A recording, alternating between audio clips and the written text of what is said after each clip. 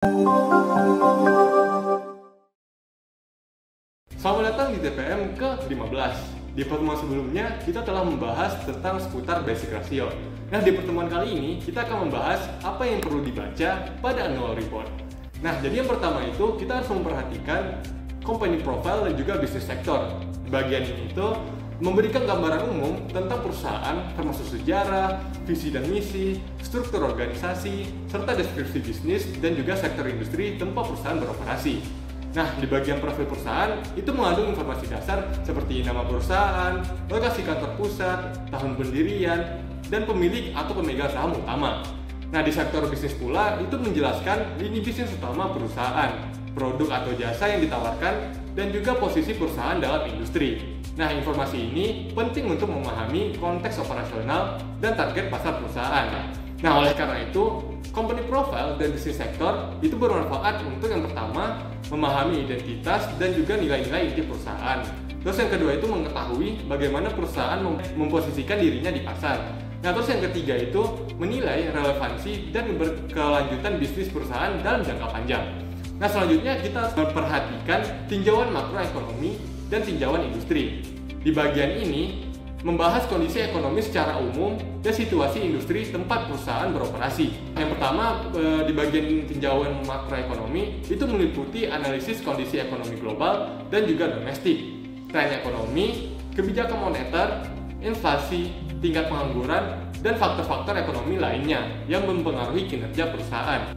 Nah, di tinjauan industri itu menyediakan informasi tentang dinamika industri, termasuk tren pasar, persaingan, regulasi, peluang, dan tantangan yang dihadapi industri. Nah, oleh karena itu, bagian ini itu bermanfaat untuk menilai bagaimana kondisi ekonomi dan industri mempengaruhi kinerja perusahaan. Terus yang kedua itu memahami risiko dan peluang eksternal yang mungkin dihadapi oleh perusahaan. Nah, yang ketiga itu membantu dalam membuat keputusan investasi berdasarkan analisis makro dan mikroekonomi. Nah, selanjutnya kita harus melihat yang namanya financial highlight. Di bagian ini menyajikan ringkasan kinerja keuangan perusahaan selama periode pelaporan. Nah, di bagian laporan keuangan umum itu termasuk laporan laba rugi, neraca, dan juga laporan arus kas.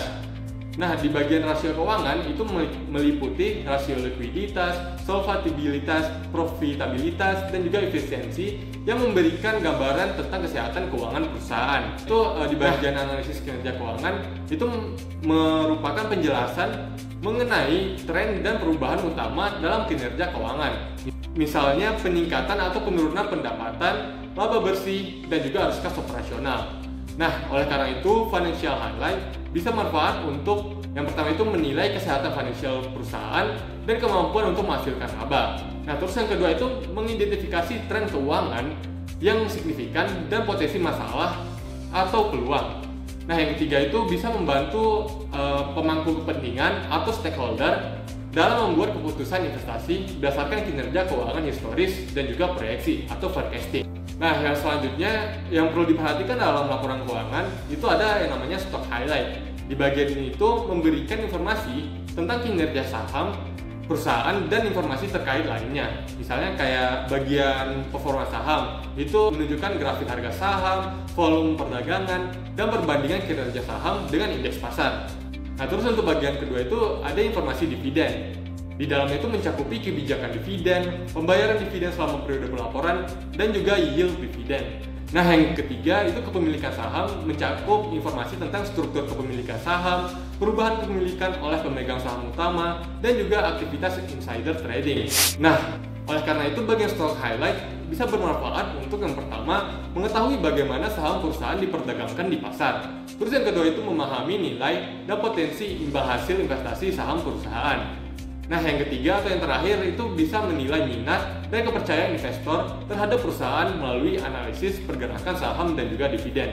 Oke, sekian dari TPM ke-15. Sampai jumpa di TPM berikutnya. Bye-bye!